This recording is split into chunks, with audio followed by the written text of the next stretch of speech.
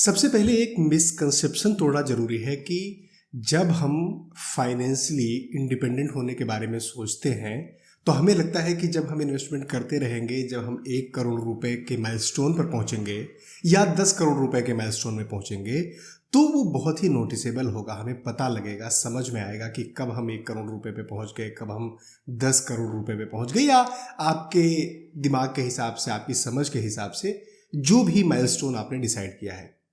Actually ऐसा होता नहीं है। जब आप एक डायरेक्शन में डिसिप्लिन होकर लगातार इन्वेस्टमेंट करते रहते हैं तो आपको पता नहीं चलता कब आपने कौन से माइलस्टोन अचीव कर लिए। हाँ, ये जरूर है, अगर आप रेगुलर अपने पोर्टफोलियो को देख रहे हैं, डेली बेसिस पे विजिट कर रहे हैं तो आपको समझ में आता है। सबसे इंपॉर्टेंट बात ये होती है कि एक समय के बाद आपको ये रियलाइज होने लगता है कि आप फाइनेंशियल फ्री होने वाले हो, या जो फाइनेंशियल फ्रीडम की फीलिंग होती है वो आपके अंदर आने लगती है। नमस्कार दोस्तों, मेरा नाम है अतुल श्रीवास्तव और आज के वीडियो में हम बात करने वाले हैं इन्वेस्टमेंट और फाइनेंशियल फ्रीडम के बारे में। कैसे अपनी इनकम को बढ़ाई जाए, इंक्रीज की जाए, कैसे लगातार डिसिप्लिन रहकर इन्वेस्टमेंट किया जाए, कैसे एक नंबर अचीव किया जाए, क्या वो प्रोसेस होते हैं जिससे हमें म्यूचुअल फंड सेलेक्ट करना है या कोई स्टॉक सेलेक्ट करना है, हम अपने गोल्स कैसे डिफाइन करते हैं। हम एक generic step by step process समझने वाले हैं जिस तरीके से हम फाइनेंशियल फ्रीडम के डेस्टिनेशन पर पहुंच सकते हैं। सबसे पहला और इम्पॉर्टेंट स्टेप है कि हम किस तरीके से सोचते हैं फाइनेंस के बारे में, इन्वेस्टमेंट के बारे में, अपने पर्सनल फाइनेंस के बारे में, अपने पैसों को मैनेज करने के बारे में। इन सब चीज़ों के बारे में हम किस तरीके से सोचते हैं। अब नॉर्मली बहुत सारे आपको मोटिवेशनल वीडियोस मिलेंगे, बहुत सारे मोटिवेशनल कोट्स आपको मिलेंगे जो बताएंगे कि अच्छा माइंडसेट अपना चेंज कर दो, बट भाई होता नहीं है। माइंडसेट आप इतनी आसानी से चेंज नहीं कर सकते। आपको लगता है कि आप कोई वीडियो देखेंगे, कोई बुक पढ़ेंगे और अचानक से आपका दिमाग चेंज हो जाएगा, आपका माइंडसेट, सोचने का तरीका चेंज हो जाएगा। नहीं होने वाला है, क्योंकि वो आप 30 मिनट का, 20 मिनट का एक वीडियो देख रहे हो, 2 दिन 4 दिन की एक किताब पढ़ रहे हो, और आज आप 25 साल के हो, 30 साल के हो, 35 साल के हो। 35 साल जिस तरीके से आपने सोचा है, 35 साल जिस तरीके से आपने समझा है चीजों को, अचानक से वो चेंज होने वाली नहीं है। तो कैसे अपने माइंडसेट को चेंज करें? माइंडसेट को चेंज करने का तरीका यह है कि आपका माइंडसेट नहीं चेंज होगा। आप माइंडसेट सही करने के कुछ स्टेप्स लिख लीजिए और उन स्टेप्स को बिना नागा, बिना किसी तरीके के डिलेमा में आए, बिना किसी तरीके के कंफ्यूजन में आए, उन नियम को फॉलो करना है। तो माइंडसेट में 3 चीजें हैं जो सबसे पहले हमें ध्यान में देनी चाहिए। कोई भी इन्वेस्टमेंट, कोई भी सेविंग, बड़ा पोर्टफोलियो, दुनिया में बड़ी बड़ी चीजें अचीव करने से पहले अगर आप सैलरी में हैं या कोई अपना काम कर रहे हैं, कोई फ्रीलांसिंग कर रहे हैं, कहीं पर जॉब कर रहे हैं, आपकी एक रेगुलर इनकम है, सबसे पहला और प्राइमरी फोकस आपका होना चाहिए इनकम इंक्रीज करने पर। और इनकम इंक्रीज करने के लिए बहुत सारी चीजें हैं जो आपके दिमाग में आएंगी, लेकिन 3 बहुत इंपॉर्टेंट चीजें हैं। पहला, अपने स्किल्स को अपडेट करो, अपने स्किल्स को इंप्रूव करो। जब तक आप अपने स्किल्स को अपडेट नहीं करोगे, जब तक आप अपने स्किल्स को इंप्रूव नहीं करोगे, आपकी इनकम नहीं बढ़ने वाली है। चाहे उस कंपनी में रहो, चाहे दूसरी कंपनी में चले जाओ। दूसरी चीज है अपने एम्प्लॉय के लिए वैल्यू क्रिएट करना। मैंने बहुत बार ऐसा देखा है कि लोग ऑफिसेज में काम करते हैं, जॉब कर रहे होते हैं, और उनको लगता है कि यार मेरी सैलरी तो इतनी है, मुझे इतना ही काम करना है। विश्वास मानिए, इस तरीके से आप कभी भी आगे नहीं बढ़ पाएंगे। अगर आपकी सैलरी 10,000 रुपये है तो आप कोशिश करिए कि 20,000 रुपये वाला बंदा जितना काम करता है, जो काम करके देता है, डिलीवर करता है, उतना काम आप करिए, उतना काम डिलीवर करिए। अगर आपकी सैलरी 50,000 रुपये है तो 1,00,000 रुपये का काम करके दीजिए। जब आप वैल्यू क्रिएट करना स्टार्ट करते हैं तो आप, हो सकता है कि शॉर्ट रन में तुरंत आपको उसका बेनिफिट नहीं मिल रहा हो, but over the period of time ये आपको हमेशा बेटर रिजल्ट्स देती है। और तीसरी चीज, सैलरी ग्रो करने के तरीके ढूंढिए। जब आप ये पहली और दूसरी चीजें कर रहे होंगे, अपने स्किल्स को अपग्रेड कर रहे होंगे, अपडेट कर रहे होंगे, दूसरा अपने एम्प्लॉयर के लिए या जिसके लिए आप काम कर रहे हैं उसके लिए वैल्यू क्रिएट करके दे रहे होंगे, अब आप देखो कि अपनी इनकम को, सैलरी को कैसे इंक्रीज किया जा सकता है। क्या नेगोशिएट किया जा सकता है सैलरी में? क्या ज़्यादा अप्रेजल मांगा जा सकता है? क्या जॉब चेंज की जा सकती है? अब यहाँ पर नहीं है, अगर आप अपने एम्प्लॉयर के लिए वैल्यू क्रिएट कर रहे हैं तो आप जॉब चेंज कर सकते हैं। लेकिन अगर आपको लगता है कि आप वैल्यू नहीं दे रहे हैं, अपने स्किल्स पे काम नहीं कर रहे हैं, फिर आप जॉब चेंज करके भी जाओगे, दूसरी जगह पे 6 महीने में भगा दिए जाओगे। तो ये सबसे इंपॉर्टेंट है और पहला स्टेप है माइंडसेट चेंज करने का। कुछ भी और देखने सोचने के बजाय आप ये देखिए, इस चीज पर फोकस करिए कि अपनी इनकम को कैसे बढ़ाया जाए। दूसरा पॉइंट है, दूसरा नियम है, दूसरा रूल है कि अपने इनकम को जब इंक्रीज करते हैं, जब हमारी सैलरी बढ़ती है, हमारे पैसे बढ़ते हैं, तो जितनी हमारी सैलरी बढ़ती है, जितने हमारे पैसे बढ़ते हैं, उसी रेशियो में अपना एक्सपेंस नहीं बढ़ाना है। आज भी आपका काम चल रहा है ना, आज भी आपकी चीजें तो चल रही हैं, रनिंग है। हो सकता है कि बहुत सारी प्रॉब्लम आ गई हो, हैंड टू माउथ चीजें हो गई हो।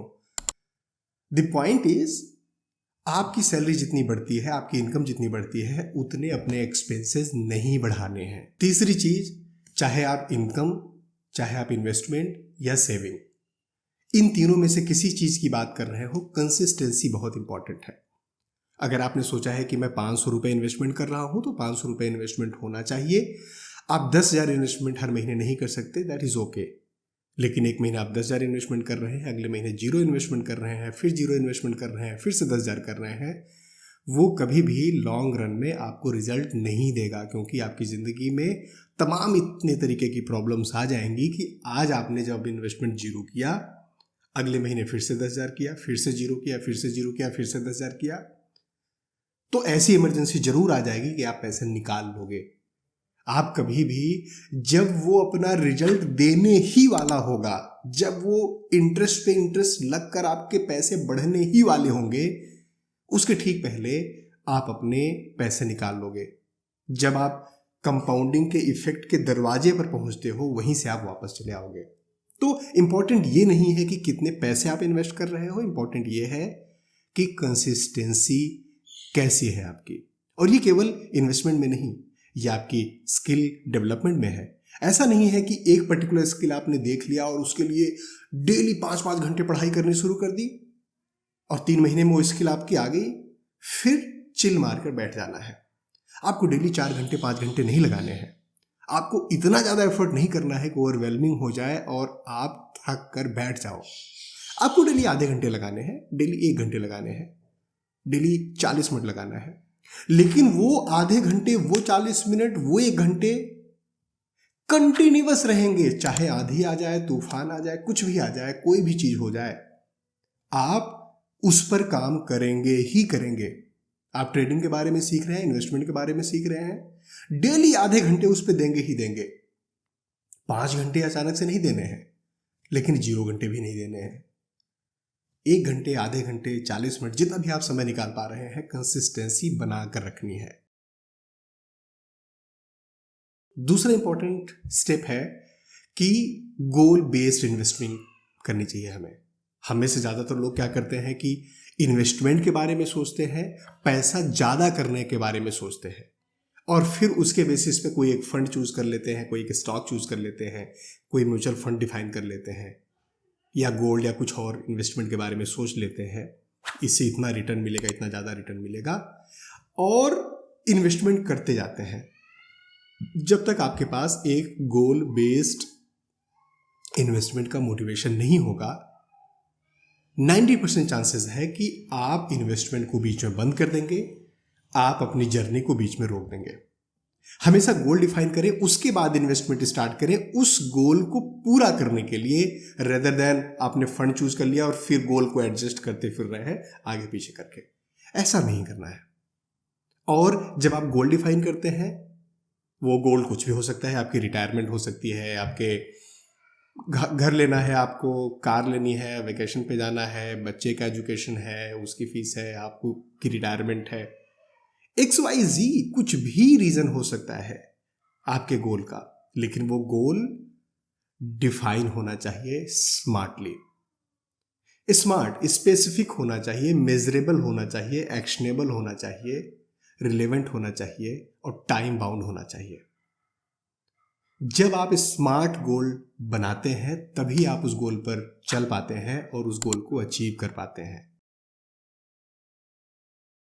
अब आप म्यूचुअल फंड सेलेक्ट कर रहे हो या कोई स्टॉक सेलेक्ट कर रहे हो, बहुत ज़्यादा फर्क नहीं पड़ता, दोनों के अप्रोच में फ़र्क पड़ता है, दोनों की डिटेल्स में फ़र्क पड़ता है, किस तरीके की चीज़ें आप एनालाइज करते हो इसमें फ़र्क पड़ता है, बट बेसिक फंडामेंटल सेम है। बेसिक फंडामेंटल यही है कि आप किसी की केवल और केवल करंट परफॉर्मेंस देखकर कोई भी फंड, कोई भी स्टॉक नहीं चूज करते, हमेशा उसके पिछले कई सालों का परफॉर्मेंस देखते हो। ज़्यादातर लोग कोई स्टॉक आज अचानक से बूम में आ गया, उसमें पैसे डाल देते हैं, फिर पैसे डूबते भी हैं। कहा जाता है कि जो ट्रेडिंग करते हैं, जो इंट्राडे ट्रेडिंग करते हैं, ऑप्शंस करते हैं, उसमें से ज़्यादातर लोग अप्रॉक्सीमेटली 90%, मोर देन 90% लोग पैसे डुबाते हैं। और ऐसे भी इन्वेस्टमेंट में जो शेयर्स में ट्रेडिंग करते हैं, अगर वो फ्यूचर ऑप्शंस नहीं भी कर रहे हैं, उसमें से भी ज़्यादातर लोग शेयर मार्केट में पैसे गंवाते हैं। उसका रीज़न क्या होता है कि वो तुरंत का देखते हैं, आज का देखते हैं। मैं ये बात नहीं कर रहा हूँ कि उसमें एनालिसिस इंपॉर्टेंट नहीं है, fundamentals, technical analysis, chart, P ratio, मतलब जो भी 10 चीज़ें हैं वो कुछ भी इंपॉर्टेंट नहीं है, सब कुछ इंपॉर्टेंट है, बट वो सेकेंड स्टेप पे है। सबसे पहले इंपॉर्टेंट है कोई भी स्टॉक, कोई भी फंड आप चूज करते हैं अभी के बेसिस पे नहीं, उसने पिछले 1 साल में कितना परफॉर्म किया है, 3 साल में कितना परफॉर्म किया है, 5 साल में कितना परफॉर्म किया है। अगर वो फंड 10 साल से अवेलेबल है तो 10 साल में कैसा परफॉर्म किया है। जब आप उसकी हिस्टोरिकल डेटा, और ऐसा हो सकता है कि कोई एक फंड, कोई एक पर्टिकुलर स्टॉक 10 साल पहले बहुत अच्छा परफॉर्म कर रहा था, आज नहीं कर रहा है। मेरा चूज करने का तरीका ये होता है, अगर मैं म्यूचुअल फंड चूज कर रहा हूँ, से फॉर एग्जांपल मिड कैप या फ्लैक्सी स्मॉल कैप, से फॉर एग्जांपल मैं जाता हूँ 10 साल में जिसने सबसे बेहतर रिजल्ट्स दिए हैं, ऐसे 10 कंपनीज, 10 फंड्स की लिस्ट बनाता हूँ, नोट कर लेता हूँ। फिर देखता हूँ 5 साल में किन टॉप 10 ने दिया है। अब जिन टॉप 10 ने दिया है, मैं देखता हूँ कि वो 10 साल में कौन कौन से मैच कर रहे हैं। फिर मेरा वो 10 का साइज 7 हो जाता है, 6 हो जाता है। फिर मैं देखता हूँ 3 इयर्स में किसने सबसे अच्छा परफॉर्मेंस दिया हुआ है। फिर वो देखता हूँ कि इस लिस्ट में कितने मैच कर रहे हैं। फिर वो 7 से मेरा 5 हो गया। फिर मैं 2 ईयर या 1 ईयर देखता हूँ। तो फाइनली 10 म्यूचुअल फंड चूज करने के बाद मेरा सिलेक्शन 2 या 3 पे रह जाता है। अब अगर मुझे 10,000 रुपये एडिशनल इन्वेस्टमेंट करने हैं, मैं उसमें 3-3 हज़ार रुपये करके डाल दिया, ज़्यादा दिमाग नहीं लगाया। इसके अलावा थोड़ा सा अपना जो एसेट मैनेजमेंट कंपनी है उसके बारे में भी रिसर्च कर सकते हैं। आजकल बहुत सारे AI टूल्स हैं जिसको आप यूज़ करके उन फंड्स को, उन AMCs को देखेंगे तो आपको उसमें रेड फ्लैग्स बहुत आसानी से दिख जाते हैं। थोड़ा सा रिसर्च आपको अपने एंड पे करना पड़ेगा, किसी के टिप के भरोसे मत रहिए।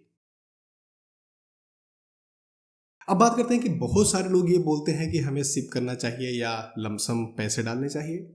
ये कोई डिबेट वाला पॉइंट ही नहीं है। मुझे नहीं पता कि लोग इस बारे में डिबेट क्यों करते हैं, बात क्यों करते हैं, क्योंकि लमसम के लिए आपको ज़्यादा पैसे चाहिए, सिप आप कंटिन्यूअस कर सकते हो। तो मेरा सजेशन हमेशा यही होता है, सबके लिए यही होता है कि आप हमेशा सिप करिए। लमसम पैसे आपके पास आएंगे नहीं और आप इन्वेस्टमेंट शुरू कर नहीं पाएंगे। तो हमेशा सिप प्रेफर करना चाहिए, चाहे मार्केट ऊपर जा रहा है, नीचे जा रहा है, लॉन्ग टर्म का सोच के आपको सिप कंटिन्यूअस डालना चाहिए। हाँ, ऐसा हो सकता है कि आपके पास बोनस का पैसा आ गया या ईयर एंड इंसेंटिव आ गया। उन केसेस में आप लमसम, आपके पास जो पैसा है उसको इन्वेस्टमेंट कर सकते हैं, बट सारा का सारा पैसा एक बार में नहीं, क्योंकि उस समय मार्केट कंडीशंस कैसी हैं, ऊपर जा रही हैं, नीचे जा रही हैं, बिल बुर सारी चीज़ें आपको ध्यान में रखनी पड़ती हैं। अगर मेरे पास से for example year and bonus 2 lakh रुपए, 2.5 लाख रुपए आ गया, मैं क्या करता हूँ, मैं उसको 30-30 हज़ार रुपये के, 40 हज़ार रुपये के 10 इंस्टॉलमेंट में, कुछ इंस्टॉलमेंट्स में उसको डाल देता हूँ। 6 इंस्टॉलमेंट, 10 इंस्टॉलमेंट, जितने इंस्टॉलमेंट्स बन रहे हैं, कि इस महीने 30 हज़ार रुपये डाल दिया, फिर अगले महीने 30 हज़ार रुपये, फिर अगले महीने 30 हज़ार रुपये। देखो, ह्यूमन टेंडेंसी है कि हम डरते हैं, हमें पेन होता है, हमें डर लगता है, हम इमेजिन करते हैं, हम अज्यूम करते हैं ये हमारी बहुत बड़ी स्ट्रेंथ है, और साथ ही साथ यही हमें रिस्क को ढंग से नहीं मैनेज करने देती। हम डर जाते हैं, मार्केट गिर रहा है, हमने पैसे निकाल लिए, पता लगा उसका मार्केट बढ़ा, हमारा लॉस हो गया। तो बुल मार्केट क्या होता है, बेयर मार्केट क्या होता है, इन चीज़ों के बारे में थोड़ा सा देखिए, समझिए। अपने सेंटिमेंटल एनालिसिस को कोई दूसरा पैसे निकाल रहा है, कोई दूसरा पैसे डाल रहा है इसलिए नहीं। तुम्हारा क्या गोल है? जैसे मान लो मैं रिटायरमेंट प्लानिंग के लिए बात कर रहा हूँ। अब रिटायरमेंट प्लानिंग में मैं पैसे, आज मार्केट गिर गया, 1 साल से मार्केट गिरा हुआ ही है, क्या करूं? पैसे निकाल लूं? नहीं निकालूंगा। आपको भी नहीं निकालना चाहिए, किसी को भी नहीं निकालना चाहिए, क्योंकि रिटायरमेंट तो अभी मेरा 10 साल बाद है, 15 साल बाद है, 20 साल बाद है। तो 15 साल 20 साल में तो शेयर ऊपर ही जाएगा, मार्केट तो ऊपर ही जाएगी। अगर आप लॉन्ग टर्म का सोच रहे हैं तो आपको अपना रिस्क एपेटाइट देखना है। लेकिन अगर आप बच्चे के एजुकेशन की बात कर रहे हैं, जो हो सकता है कि अगले 3 साल बाद ही है, हो सकता है अगले 4 साल बाद है, अब बच्चे के एजुकेशन में आप वो वाला रिस्क नहीं ले सकते, तो मैं आपको सजेस्ट भी नहीं करूंगा कि आप शेयर मार्केट में पैसे डाल दो, स्टॉक्स परचेज कर लो। उसके लिए बहुत सारे ऐसे प्लान्स हैं, थोड़ा लार्ज फंड, लार्ज कैप के फंड्स या इस तरीके के फंड्स में आप पैसे डाल सकते हैं। एनुटी प्लान में सजेस्ट नहीं करूंगा, but more than that important ये है कि अपना रिस्क एपेटाइट आपको समझना है, अपना गोल आपको समझना है, और लॉजिकल ब्लेंड ऑफ माइंड से डिसीजंस लेने हैं। अहम डिसीजन नहीं लेना है। अब कुछ ऐसी चीजें होती है जिसके लिए ज्यादातर लोग कंफ्यूज रहते हैं, जैसे एजुकेशन के लिए लोन लेना चाहिए कि नहीं, प्रॉपर्टी लेने के लिए लोन लेना चाहिए कि नहीं, लोन ले या नहीं ले, लोन लेंगे तो फिर इन्वेस्टमेंट मेरा बंद हो जाएगा। अब ये बहुत ही सब्जेक्टिव है, सबके लिए अलग अलग चीजें काम करती है, बट कुछ बेयर मिनिमम चीजें हैं जो आपको जरूर ध्यान देना चाहिए। एजुकेशन, अगर आप कोई ऐसी एजुकेशन करने जा रहे हैं जिससे बाद में वो आपको इनकम जनरेट करके देगी, पैसे बना कर देगी, तो मैं कभी भी उस लोन को एक्सपेंस नहीं मानता, उसे हमेशा इन्वेस्टमेंट मानता हूं। तो आपको इन्वेस्टमेंट से भी पैसे काटने पड़े, बट अगर आप अपने आप को एजुकेट कर रहे हो, अपने बच्चों को एजुकेट कर रहे हो, कोई स्किल सीख रहे हो, उसके लिए आपको लेना चाहिए। Whereas at the same time property की अगर बात करें, फ्लैट लेने की बात करें, अगर आप अपने अर्ली करियर में है तो आपको नहीं लेना चाहिए। अपने आप को पहले फाइनेंशियली थोड़ा सा स्टेबल करो। इतना बड़ा घर नहीं लेना है जो आपके बजट से बाहर हो। लोग क्या कहेंगे, घर से प्रेशर आ रहा है, घर वालों का प्रेशर है, बड़ा घर ले लो, पड़ोसी ने ले लिया, दोस्त ने ले लिया, इस चक्कर में मत पड़ो। इस चक्कर में नुकसान केवल और केवल आपका होता है। जो लोग आपको बोल रहे होते हैं, कह रहे होते हैं, वो 4 लोग, उनका कभी कुछ नहीं बिगड़ता। उनका बिगड़ता है उनके डिसीजंस की वजह से, आपके डिसीजंस की वजह से नहीं। और यकीन मानो, ये जो 4 लोग क्या कहेंगे ना, ज्यादातर इन 4 लोगों के पास समय ही नहीं होता। कुछ एक ऐसे लोग होंगे जो आपकी जिंदगी में दीमक की तरीके से आ जाएंगे और आपकी जिंदगी को बर्बाद करने की कोशिश करेंगे। Avoid them. मैंने अलग अलग तरीके से बहुत सारे तरीके यूज करके पर्सनली एक्सपीरियंस किया है। There is no other way than avoiding them. उनके बारे में आपको बुरा नहीं सोचना है, उनके बारे में आपको अच्छा भी नहीं सोचना है, उनके बारे में आपको सोचना ही नहीं है। जब तक आप उनके बारे में सोचते रहेंगे, कभी भी सही डिसीजंस नहीं ले पाएंगे। तो फाइनेंशियल फ्रीडम एक माइंडसेट का गेम है। आपको जब तक अपना माइंडसेट नहीं सही करेंगे, तब तक चीजें नहीं मैनेज कर पाएंगे। और माइंडसेट सेट करने का बेसिक प्रिंसिपल है, नियम लिखें और उस नियम को फॉलो करें। आप मोटिवेटेड होकर आपका दिमाग अचानक से एक दिन में चेंज हो जाएगा? नहीं, कभी नहीं चेंज होने वाला है। कभी भी दूसरों के हिसाब से नहीं, अपने गोल्स और अपने गोल्स के हिसाब से इन्वेस्टमेंट करना चाहिए। कभी भी दूसरों के हिसाब से नहीं कि वो इन्वेस्टमेंट कर रहा है, ये प्रॉपर्टी चीजें खरीद रहा है, उसके हिसाब से नहीं। हमेशा अपने करियर के लिए, अपने एजुकेशन के लिए, स्किल डेवलपमेंट के लिए लोन लेने में, पैसे खर्च करने में उसको एज एन इन्वेस्टमेंट समझना चाहिए। और property, flat, big no in early days of your career, you should avoid that. बाद में बिल्कुल क्यों नहीं, लाइफस्टाइल आपको मेंटेन करनी है, लेकिन एक्सपेंसेस ध्यान में रखकर। आपको जितने पैसे बच रहे हैं पूरी की पूरी अपनी लाइफस्टाइल में नहीं उड़ा देना है, और भिखारी जैसी जिंदगी भी नहीं बितानी है कि सब कुछ काट के पेट काट के इन्वेस्टमेंट करे जा रहे हैं, जी मैं करोड़पति बनूंगा। किस काम का वो करोड़पति बनना? डेस्टिनेशन इंपॉर्टेंट नहीं है, ये जर्नी इंपॉर्टेंट है। और जर्नी हमेशा बैलेंस तरीके से ही जी जाती है। अगर आपके अंदर कीड़ा है, अगर आपके अंदर कुछ बड़ा करने की सोच है, तो आप डिस्कम्फर्ट में जाओ और डिस्कम्फर्ट को एंजॉय करो। That discomfort, that pain, that 15 hour working on daily basis is your balance. वो तुम्हारा बैलेंस है, वो मेरा बैलेंस है, लेकिन आपको उस बैलेंस पे उतरना पड़ेगा। इन्वेस्टमेंट और financial freedom long term game है। 2 दिन में नहीं चेंज होगा, 3 दिन में नहीं चेंज होगा, 1 साल में नहीं चेंज होगा। और अगर आप ये बात समझते हैं और आपको लगता है कि आज आप मोटिवेटेड है, यकीन मानिए कल आप मोटिवेटेड नहीं रहेंगे, परसों आप मोटिवेटेड नहीं रहेंगे। आप मोटिवेटेड केवल तभी रहेंगे जब आप एक नियम बना लेंगे, रिचुअल बना लेंगे कि मुझे ऐसे करना है, ऐसे ही करना है। दोस्तों, मुझे उम्मीद है ये वीडियो आपको पसंद आई होगी और ये आपकी लाइफ में वैल्यू ऐड करेगी। अगर अभी तक आपने वीडियो को लाइक नहीं किया है तो लाइक करिए, हमारे चैनल को सब्सक्राइब नहीं किया तो सब्सक्राइब करिए। और हाँ, अपना ख्याल जरूर रखिए, अपनी सेहत का ख्याल रखिए। हमारी वीडियोस को देखते रहिए, अपना और अपनों का ख्याल रखिए। Thank you. जय हिंद।